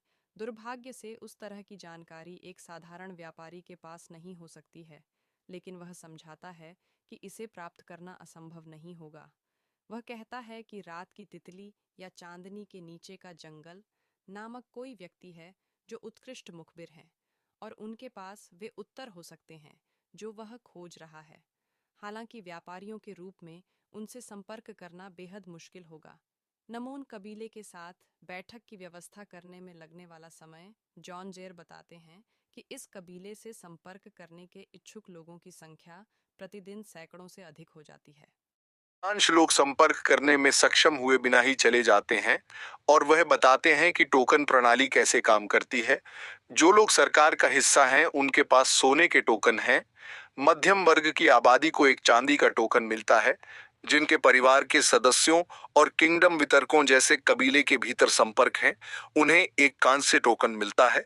योद्धाओं को एक लाल टोकन मिलता है और अंत में व्यापारी एक नया अनुबंध अंतिम रूप देने या सील नीले टोकन के लिए राज्य प्रायोजन की तलाश करने की कोशिश कर रहे हैं। जॉन जे हमें बताता है कि जब उनके पिता उनसे मिलते थे तो बैठक के लिए औसत प्रतीक्षा समय लगभग 1 महीने का होता था। एच अपने साथी को जानकारी के लिए धन्यवाद देता है, जो इस बार मदद नहीं कर पाने के लिए माफी मांगता है और पूछता है कि उसकी क्या योजना है। हमारा नायक सेवा के लिए कतार में इंतजार करने का फैसला करता है और कहता है कि वह अगले दिन जाने की योजना बना रहा है। उसका दोस्त उसे शुभकामनाएं देता है। जैसा कि हम देखते हैं कि दिन बीत जाता है। तलवार कब्र में उसके द्वारा सिखाया नहीं जा सकता और लड़के को डांटा एच जवाब देता है कि वह तुरंत नहीं जा पाएगा क्योंकि वहां पहुंचने में कुछ समय लगेगा और उसके पास क्षेत्र में कुछ अनसुलझे मामले हैं। शाह उसे चुप रहने और तलवार कला की शिक्षाओं को कम नहीं आंकने के लिए चिल्लाता है। जो उसके पास है वह गुस्से में घोषणा करता है कि वह तलवार का देवता था और कुछ अन्य चीजें अलहो उस पूरे मार्ग की कल्पना करता है जिसे उसे स्थान पर ले जाना होगा। 2 क्षेत्रों को पार करने में लगभग 5 महीने लगेंगे यदि यात्रा में कोई समस्या नहीं हुई, जो समय और धन खर्च करने के लिए समाप्त हो जाएगी। लेकिन फिर भी वह किसी बिंदु पर यह सीखने से चूक नहीं सकता था, क्योंकि उसने उस ज्ञान में एक निश्चित मूल्य देखा था। वह कहता है कि वह जितनी जल्दी हो सके कब्र पर जाएगा, जो चाक को यह पूछने पर मजबूर करता है कि वह प्रस्थान कब होगा। वह जवाब देता है कि उसे लगभग 2 महीने लगेंगे। ऊर्जा को बढ़ा रहा है और अस्थायी रूप से उसके शरीर पर नियंत्रण कर रहा है। एच उससे ऐसा न करने की विनती करता है, लेकिन बहुत देर हो चुकी है और हम चेन को उस शरीर की दयनीय स्थिति के बारे में शिकायत करते हुए देखते हैं। वह सहज कुंजी नामक एक कौशल का उपयोग करता है और ऊर्जा का एक विस्फोट होता है। निम्नलिखित पैनलों में हम अब देखते हैं कि एच के पास पहले की तुलना में एक अलग आभा है, जो कि चियाट ने उसकी मांसपेशियों और प्रमुख मेरिडियन के साथ एक भयभीत अभिव्यक्ति के साथ किया था। एच कहता है कि वह जो जानता है उसके अनुसार यदि कोई व्यक्ति अपनी सहज कुंजी का उपयोग करता है तो वह बदले में जीवन शक्ति खो देता है। शाह जवाब देता है कि हाँ, लेकिन जीवन के सिर्फ 10 साल खोना कोई समस्या नहीं होगी। एच शाह के फैसले से परेशान होकर पूछता है कि क्या वह उस शरीर के साथ थोड़ा लापरवाह नहीं हो रहा था जो उसका नहीं था। शाह जवाब देता है कि उसे इसके बारे में चिंता करने की आवश्यकता नहीं है। यदि वह तलवार कला में पूरी तरह से महारत हासिल कर लेता है तो अपने शरीर का नियंत्रण वापस कर लेता है। उसे अपने पूरे शरीर में दर्द महसूस एच जमीन पर बेहोश पड़ा है। कुछ समय बीतने के बाद वह अपने हाथ की ओर देखता है, जिसमें एक पीली ऊर्जा दिखाई देती है और वह इस पर प्रश्न करना शुरू कर देता है। वह अपनी ऊर्जा देख सकता था और उसकी दृष्टि में तुरंत सुधार हुआ था, जिससे उसे सब कुछ अधिक स्पष्ट रूप से देखने की अनुमति मिली। उसने अपनी छाती में पीली ऊर्जा की एक गेंद को देखा और तलवार की गति की नकल करते हुए अपना दाहिना हाथ घुमाया, जो उस समय पूरी तरह से काम करता है। वह समझ जाता है कि उसका भाई इस पर इतना मोहित क्यों था और सोचने लगता है कि उसकी सीमाएं क्या हो सकती हैं। दिन बीतता है और हम अंततः एच और हट को नामोन कबीले से मिलने जाते हुए देखते हैं, जहां उनका सामना लोगों की भीड़ से होता है जो प्रतीक्षा सूची में अपना नाम हस्ताक्षर करते हैं और अपने भाई के साथ अपनी बारी का इंतजार करना शुरू करते हैं। हम जगह के चारों ओर की मेजों पर विभिन्न लोगों को देखते हैं और हकस्ट्राइक्स की हू से बातचीत होती है, जो एक दूसरे को देखने से एक दिन पहले ठीक से अलविदा न कह पाने के लिए माफी मांगता है। और एल्डर पूछता है कि हॉल का प्रतिनिधि कहाँ है। प्रतिनिधि आता है और एल्डर उसे हाह और हियू को सोने के टोकन देने का आदेश देता है और उन्हें सीधे मुख्य हॉल में भेज देता है। पूरी तरह समझ में नहीं आता है। एच ने एल्डर से पूछा कि वह वहां दो विदेशी व्यापारियों को क्यों भेज रहा है। बूढ़े व्यक्ति ने अधिक आधिकारिक और आक्रामक लहजे में जवाब दिया कि पिछले दिन क्या हुआ था। वह बताता है कि कैसे दोनों ने जेले विद्रोहियों को चुनौती दी थी और नोन कबीले के सम्मान की रक्षा की थी। तब युवक आदेशों का पालन करता है और हम दोनों भाइयों को खुश देखते हैं कि अब उन्हें इतना लंबा इंतजार नहीं करना पड़ेगा। एक निजी कमरे में इंतजार करते हुए एड पूछती है कि क्या हाँ कुछ और चाय लेना चाहेंगे, जिसे वह अस्वीकार कर देता है। एच एक पेंटिंग को घूरना शुरू कर देता है और जेड से एक आवाज पूछती है कि क्या यह जॉयू, जो हनमला का एक महान विद्वान था, माफी मांगता है, क्योंकि जॉयू पेंटिंग के बारे में बातचीत के दौरान उसके नाम और काम को बनाने के लिए इस्तेमाल की गई तकनीकों के बारे में बोलना जारी रखता है। एल्डर गू को काम का नाम और उसके विवरण कहते हुए सुनता है, जिससे उसे चायदानी गिराने और फर्श पर तोड़ने की अनुमति मिलती है। वह काफी आश्चर्यचकित होता है और हम देखते हैं कि अपने पूरे जीवन में वह कभी इतना आश्चर्यचकित नहीं हुआ था जितना वह अब पूछ रहा है कि कौन है कला शिक्षक। यह महसूस कर रहा था कि वह जोर से बोल रहा था। हाँ, जॉयू को यह कहते हुए सुनता है कि उस आदमी को जवाब देने में कोई समस्या नहीं होगी। उसे केवल यह सूचित करने की आवश्यकता थी कि वह महान रशिचो का वंशज था। जंगू में उसका उपनाम था और हम एच को देखते हैं दिए गए निर्देश। एल्डर को महान ऋषिचोयु के वंशज को व्यक्तिगत रूप से देखकर आश्चर्य हुआ, जो 300 साल पहले रहते थे, जबकि हम दो नए लोगों को कमरे में प्रवेश करते देखते हैं। दो भाई कमरे में प्रवेश करते हैं और एच उन्हें अपना परिचय देता है। पहले तो उन्हें लगता है कि वह अपने छोटे भाई का शिष्य है, लेकिन वह बताता है कि वह किसमें रुचि रखता है। हुआ वे आपस में चर्चा करना शुरू करते हैं कि इस आदमी ने अपने सभी महत्वपूर्ण मार्ग खुले रखे थे और फिर भी वह लड़ाकू नहीं लग रहा था। उनमें से एक ने एबीएस बॉय को शर्ट से पकड़ लिया और उसे अपने पास खींच लिया और कुछ चीजों के बारे में आश्चर्य करना शुरू कर दिया जो स्थिति में समझ में नहीं आ रहे थे।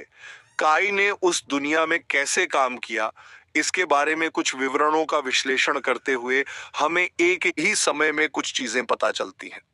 डब्लू एक शुद्ध मास्टर लगता है, लेकिन उसका शरीर शुद्ध मास्टर्स में प्रशिक्षित नहीं लगता। एक सच्चे गुरु ने लड़के की प्रशंसा करते हुए कहा कि वह कुछ हद तक अतुलनीय बन सकता है, यहाँ तक कि यह पूछते हुए कि क्या वह एक प्राकृतिक प्रतिभा नहीं है।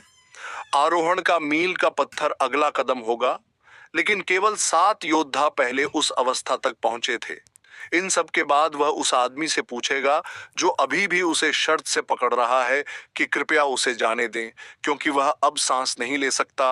वह उसे छोड़ देता है और पूछता है कि क्या एच उसे अपने परिवार में शामिल होने के लिए आमंत्रित करके अपना उपनाम बदलने का इरादा नहीं रखता है, क्योंकि उसका दत्तक पुत्र एच परिवारों को बदलने के प्रस्ताव पर विचार करना शुरू कर देता है। लेकिन क्रिम्सन जेड के भीतर उसके पूर्वज लड़के को एक बदमाश के रूप में शाप देना शुरू कर देते हैं और एसेल आलोचनाओं को सुनता है। उसका भाई घुटने टेकता है और उपनाम दिए जाने के लिए कहता है और साथ ही उनके प्रति अपनी वफादारी का दावा करता है। जबकि क्रिम्सन जेड के भीतर पूर्वज कुक के बारे में शिकायत करते हैं।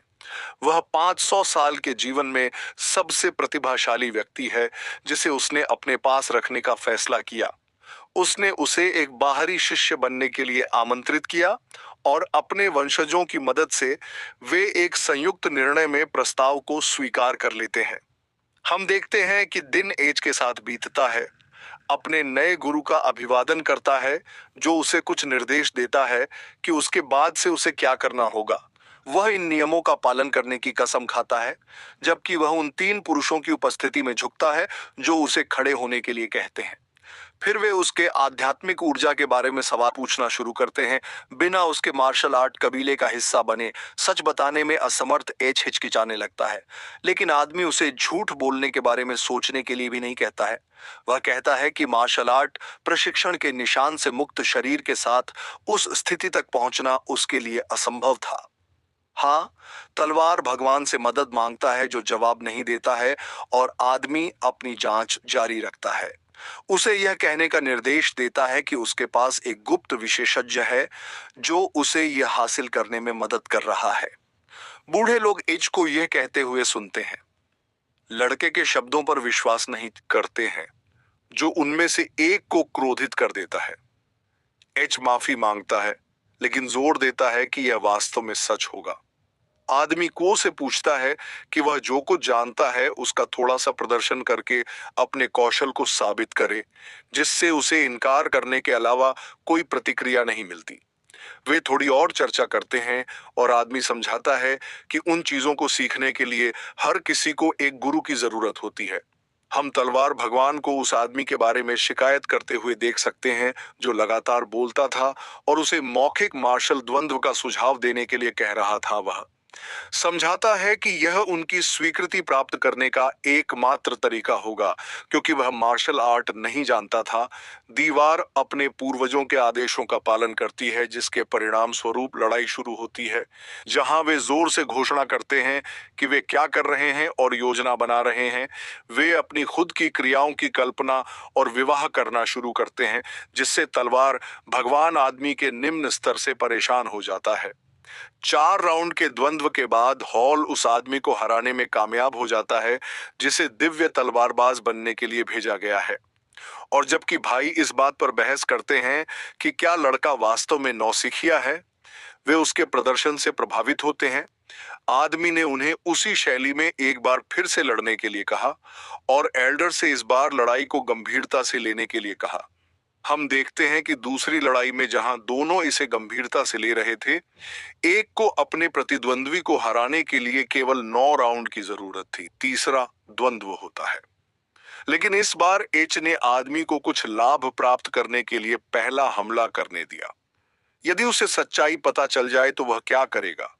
इस पर टिप्पणी करते हुए हमने उसके भाई को अप्रत्याशित रूप से उसके पीछे आते नहीं देखा, यह पूछने पर कि आखिर वह किस तरह का राक्षस होगा। जो कुछ हुआ था उसे देखने के बाद हट को आश्चर्य होने लगता है कि वह किस तरह का व्यक्ति था। वह विश्वास नहीं कर सकता था कि उसके भाई ने जो दिखाया था उसकी तुलना में उसका सारा प्रशिक्षण और प्रयास कुछ भी नहीं था, और हुआ उसके विचारों को बाधित करता है और कहता है कि वह उसे सही समय पर सब कुछ समझा देगा। बुजुर्गों में से एक एच के लिए पत्नी की व्यवस्था करने के बारे में सोचना शुरू कर देता है ताकि वह मनोने राज्य में जारी रहे, और अपनी पोती को उससे मिलवाने पर विचार करता है। उसकी पोती मनोने राज्य में सबसे खूबसूरत फूल के रूप में जानी जाती थी और वह चाहे तो उसे उससे मिलवा सकता था। इस बीच सफेद कपड़े पहने बूढ़ा आदमी बीच में आता है और कहता है कि वास्तव में एसओएस मोंग की सगाई हो चुकी है, जो जाहिर तौर पर दूसरे बुजुर्ग को नाखुश करता है। और इससे पहले कि वह आदमी अपनी पोती के भावी पति का नाम बता पाता, वह कहता है कि वह अपनी पोती को एक टूटे हुए भिक्षु को नहीं देगा। दिन बीत जाता है जहां वह था। उसने एक तार वाला वाद्य बजाना शुरू किया जो उसे याद दिलाता। तो हेलो फ्रेंड, पिछले जीवन में विश्वविद्यालय के दिनों की अपने पुराने गिटार की जो पाठक को दिखाई जाती है, लेकिन जैसे ही वह अपने द्वारा बनाई जा रही ध्वनि में डूब जाता है, सुसो अंततः अपने किए पर चौंक जाता है। वह सहज रूप से क्षमा मांगती है और वह उससे सवाल पूछना जारी रखती है कि उसने 3 नोट बजाकर और एक नया हार्मोनिक नोट बनाकर वह ध्वनि कैसे बनाई। वह उससे उसे यह सिखाने के लिए कहती है और वह सहमत होता है, केवल यह पूछते हुए कि क्या वह वाद्य यंत्र के 2 और तारों को ट्यून कर सकती है। वे सामान्य और हार्मोनिक नोट्स के बारे में थोड़ी बात करना शुरू करते हैं, जबकि हाँ लड़की को कदम दर कदम सिखाता है, इसलिए वह जो सीख रही है उससे प्रभावित होता है। जबकि एच भी पृष्ठभूमि में उसके साथ यह समय बिताने का आनंद लेता हुआ प्रतीत होता है। उसके दादा अपनी पोती को इतने लंबे समय तक मुस्कुराते हुए देखकर प्रसन्न होते हैं, क्योंकि ऐसा लगभग कभी नहीं होता। लड़की पूछती है कि क्या वह प्रयास कर सकती है जो उसने अभी सीखा है, और एज को पता चलता है कि वह वास्तव में संगीत में उससे अधिक प्रतिभाशाली है। शाम को हम एज को क्रिम्सन जेड के अंदर तलवार भगवान की आत्मा के साथ प्रयास करते हुए देखते हैं। वह उसके शरीर के बारे में और पूछता है, और आत्मा उसे बताती है कि उसने उस पर स्वर्गीय महान तलवार साधना तकनीक का उपयोग किया है। वह सब कुछ पूरी तरह से न समझ पाने के कारण आशंकित है, लेकिन तलवार भगवान उसे बातचीत के दौरान थोड़ा थोड़ा करके शांत करने में कामयाब हो जाता है। हमारा नायक यह पता लगाता है कि इस तकनीक की तुलना एक दिव्य कला या यहाँ तक कि अंतिम मार्शल भगवान की मूल कला से की गई थी। तलवार भगवान सब कुछ के बारे में थोड़ा और समझाता है और कहता है कि चूंकि आंतरिक ऊर्जा को उसके अंदर जबरन इंजेक्ट किया गया था, इसलिए इसके दुष्प्रभाव जल्द ही दिखाई देंगे, जो हमें दिखा रहा है कि चूंकि इसे हासिल करना बेहद मुश्किल था, अगर एज को उसी स्तर का कोई व्यक्ति मिलता तो वह लड़ाई हार जाता। मार्शल अभ्यास की अपनी कमी को दूर करने के लिए उसे जल्दी से तलवार कब्र पर जाने की आवश्यकता होगी। एक दूसरे के सामने बैठी कुर्सियां, जिसमें एक वृद्ध व्यक्ति अपनी बाईं ओर एक नीली तलवार लिए हुए है। यह वृद्ध व्यक्ति क्यू का मास्टर था, जिसने युवक से लड़ाई में अगला कदम उठाने को कहा, जैसे कि वह प्रशिक्षण दे रहा हो। थका हुआ दिखने वाला व्यक्ति अपनी युद्ध गतिविधियों का वर्णन करता है और वृद्ध व्यक्ति उसे उस संयोजन का उपयोग करने के लिए मूर्ख कहता है। श्रेष्ठता का स्वर बूढ़ा आदमी अपने अगले हमले की व्याख्या करता है, जिसके परिणाम स्वरूप युवक के पैरों में कट लग जाता है, जो बिना ज्यादा चर्चा के अपनी हार स्वीकार कर लेता है। बुजुर्ग परिणाम से प्रसन्न होकर खुशी मनाते हुए कहता है कि यह हमेशा सही परिणाम होना चाहिए और अंत में उसकी जीत होनी चाहिए। और जैसे ही वह यह सुनता है, दूसरा आदमी कहता है कि वह अब उसके साथ प्रशिक्षण नहीं ले सकता, क्योंकि वह अपने परिवार से 2 दिनों से दूर था। लेकिन इसकी अनदेखी करते हुए बूढ़ा आदमी इस बारे में सोचना जारी रखता है कि लड़ाई में कौन चाल चलेगा, जिससे हमें पता चलता है कि वह आदमी अपनी हार के बाद पूरी तरह से जुनूनी है। वह अपने प्रतिबिंब के निष्कर्ष को जोर से समझाता है और कहता है कि पियो दूसरे व्यक्ति के वजन का अपने पक्ष में उपयोग कर रहा था। और प्रशिक्षण दृश्य समाप्त होने के साथ ही हमने अध्याय को बंद कर दिया। यह स्पष्ट था कि वह कह रहा था कि वह एक नया व्यापारी समूह स्थापित करेगा, क्योंकि उन्हें संकोच नहीं करना चाहिए, जबकि उनके पास अभी भी तलवार पट्टिकाएं हैं। 60 के निवेश से 1000 स्वर्ण सिक्के, जो कि वापसी के लिए व्यय की तुलना में एक असाधारण लाभ था। उसके कर्मचारी ने तब उससे सवाल किया, क्योंकि वह श्रीजंग का शपथबद्ध भाई था, लेकिन उसे बताया गया कि उसकी ओर से सब कुछ पहले ही हो चुका था और उस बिंदु तक वफादारी पर्याप्त थी। व्यापारी समूहों के बीच व्यापार में समतुल्य विनिमय का नियम है, और वह समझौता जो केवल एक पक्ष को लाभ पहुंचाता है, उसे बनाए नहीं रखा जा सकता था। आदमी ने हमेशा उसे इसके बारे में चेतावनी दी थी, लेकिन जूम के पास कभी भी आकर्षक प्रस्ताव देने की सद्भावना नहीं थी। इसलिए यह दोनों के बीच संयुक्त व्यवसाय का अंत होगा। इसके अलावा यह कंपनी केवल पिंडों के कारण घाटे को सहन करेगी और जब तक उनके पास लौह खदानें हैं, तब तक घाटे या धन की कमी की कोई संभावना नहीं होगी। मालिक ने तब अपने कर्मचारी से कहा कि वह चाहता है कि वह व्यापारी समूह को अपने कब्जे में ले ले। मुनाफे को 5 गुना कर दिया और सिक्कों को जोड़ने के अलावा उनके पास मौजूद उत्पादों और लौह अयस्क के बारे में कई अनुमान लगाए। और अगर निर्माण मंडप में उत्पादित वस्तुएं पूरी हो गईं, तो बिक्री की उम्मीद 700 सोने के सिक्के होगी। मालिक ने यह कहकर जवाब दिया कि वह हथियार उत्पादन गोदाम के बारे में भूल गया था, लेकिन ऐसा इसलिए था क्योंकि उसने खुद और हथियारों को अच्छी गुणवत्ता का बनाने का आदेश दिया था और सर्वश्रेष्ठ मास्टर्स के ज्ञान के साथ इसमें कुछ समय लगेगा।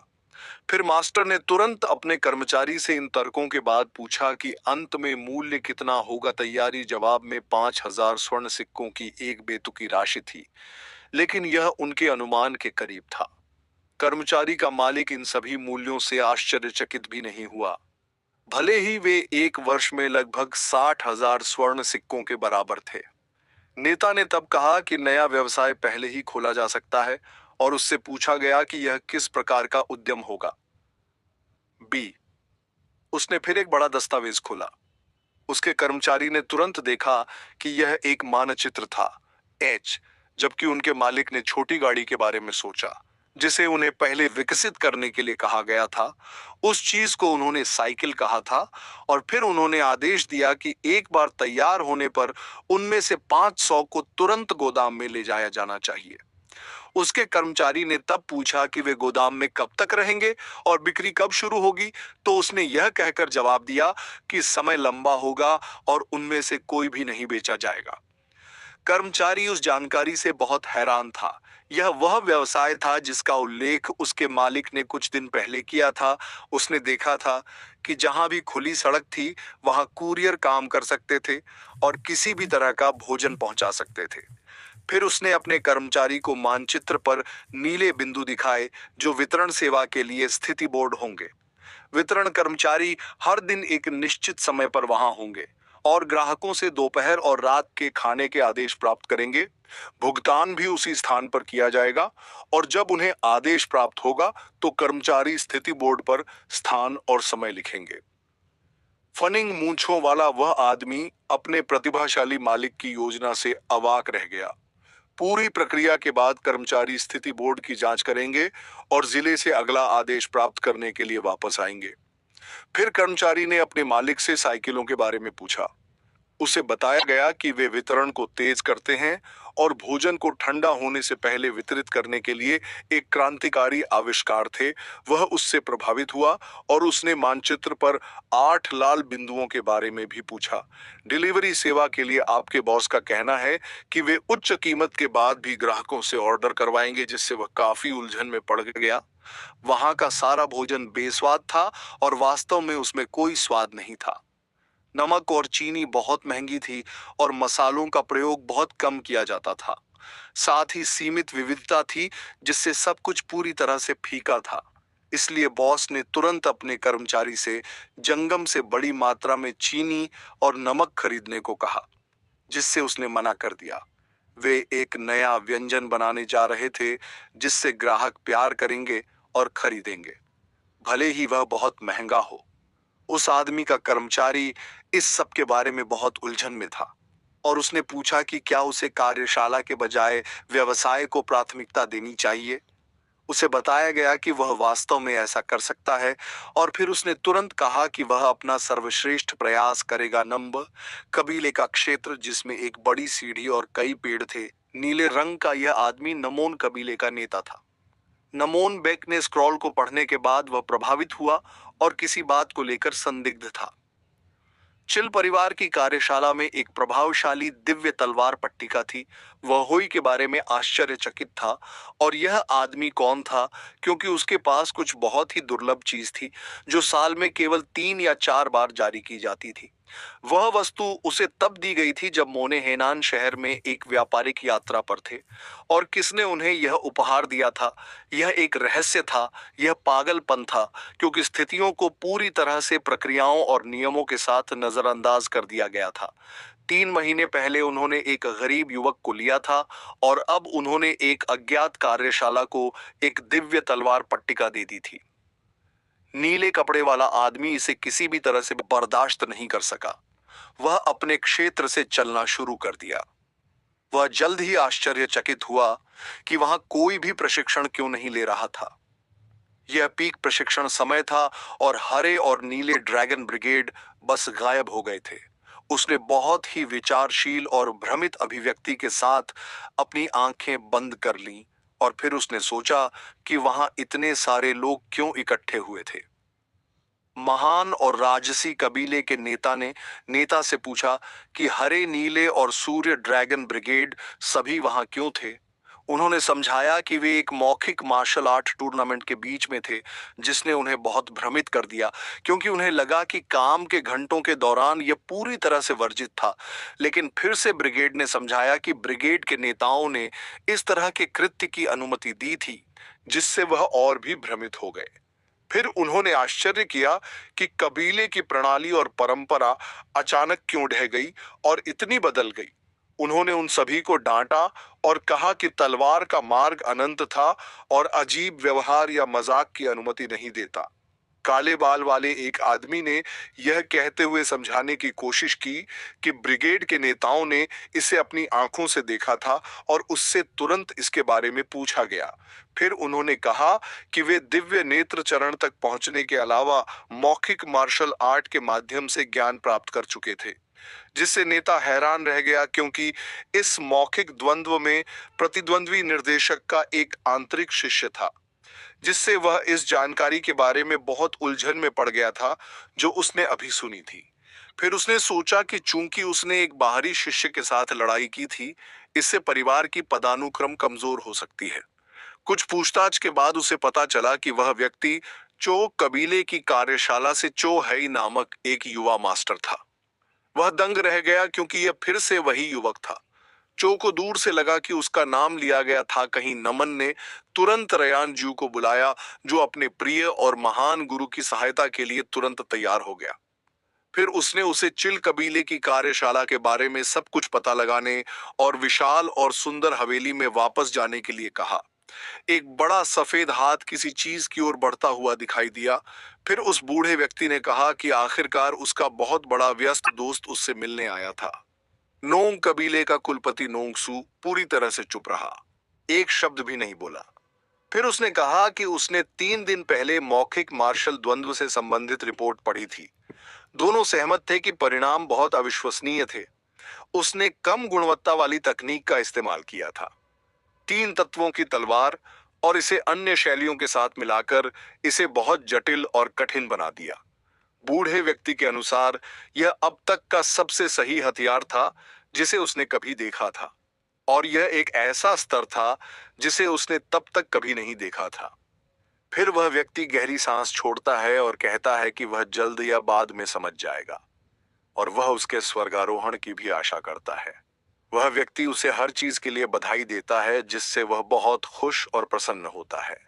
वहां इतने सारे घरों के बीच में सूरज उगता है। एक व्यक्ति आता है और बधाई दी जाती है। हा के तलवारबाज के बारे में टिप्पणियां चारों ओर सुनी जाती हैं, और यहां तक कि हास मयांग एक बेकार बदमाश से ज्यादा कुछ नहीं था। वह आश्चर्यचकित है, क्योंकि वह नहीं जानता था कि जेल कबीले के सभी नायक वहां होंगे। एक आदमी उससे पूछता है कि क्या वह ठीक है। यह युवक जिगल परिवार का युवा मास्टर है, जिगल डब्ल्यू। एक बार फिर हासमाइन को बधाई दी जाती है, और जो उसे बधाई देता है वह तलवार का युवा मास्टर है। जल्दी से हुआसी मयांग मिस नॉन को बधाई देने जाता है और उनकी बहुत प्रशंसा करता है, क्योंकि उन्हें पिछली बार मिले हुए काफी समय हो गया था। जंगो फिर उसे डांटता है। कबीले के आदेश के अनुसार वह उन मूर्खों से मिलना भी नहीं चाहेगा जिन्होंने उसके प्यारे पिता के नाम पर थूकने के अलावा कुछ नहीं किया। फिर वह कहता है कि वे सब खाने के तुरंत बाद चले जाएंगे। बालों वाला आदमी पूछता है कि भूरे रंग का वह आदमी क्या चाहता है और उसे बताया जाता है कि उसे जल्दी से कुछ नहीं चाहिए। लड़की युवा मास्टर चो के बारे में सोचती है। चर्चा उन्मत्त हो जाती है क्योंकि युवक रहस्यों को उजागर नहीं करना चाहता था। अपने व्यवसाय के बारे में बात करते हुए वह व्यक्ति बहुत क्रोधित हो जाता है क्योंकि उसने जो भी किया उसे अपना प्रतिष्ठान खोलने के लिए टिप्स नहीं दिए गए और इससे उसकी सारी योजनाएं बर्बाद हो सकती हैं। वह व्यक्ति कहता है कि वह नहीं जानता कि वह युवक कहां से है, लेकिन वह उसके सभी इरादों को समझ सकता है। एक और व्यक्ति आता है और वह भाई जोआन होता है जिसका स्वागत किया जाता है। वह उस स्थान पर हो रही हर चीज से बहुत क्रोधित होता है। काले बालों वाला लड़का प्रभावित होता है क्योंकि बूढ़ा व्यक्ति वास्तव में बहुत तेजी से काम करता है।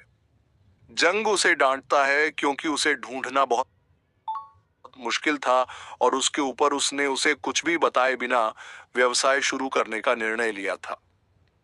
वह खुद को यह कहते हुए समझाने की कोशिश करता है कि यह बस हो गया, लेकिन यह बहुत बड़ी गैर जिम्मेदारी है क्योंकि व्यवसाय के इतिहास में ऐसा कभी नहीं हुआ था।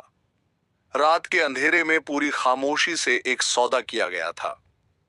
दूसरा भाई तर्क देता है कि व्यवसाय को व्यक्तिगत मामलों के साथ नहीं मिलाना चाहिए। दोनों बहस करते हैं, लेकिन व्यवसायी ने अपने परिवार के सदस्यों को नए सिरे से बातचीत करने के लिए कुछ मौके पहले ही दे दिए थे। कुल मिलाकर कम से कम 6,300 चांदी के सिक्के थे और उस व्यक्ति को पता होना चाहिए कि वह राशि कितनी महत्वपूर्ण थी। वह हैरान था क्योंकि उसका भाई जानता था कि यह राशि कितनी थी। उसने एक कार्यशाला के साथ मिलकर काम करके कमाया। कोई भी वास्तविक परिवार का सदस्य 6,000 नहीं लेता। कम अनुभवी लोगों से लेकर सफेद कपड़ों वाले लड़के तक ये एक चोर की हरकतें लगती हैं, एक सच्चे भाई की नहीं।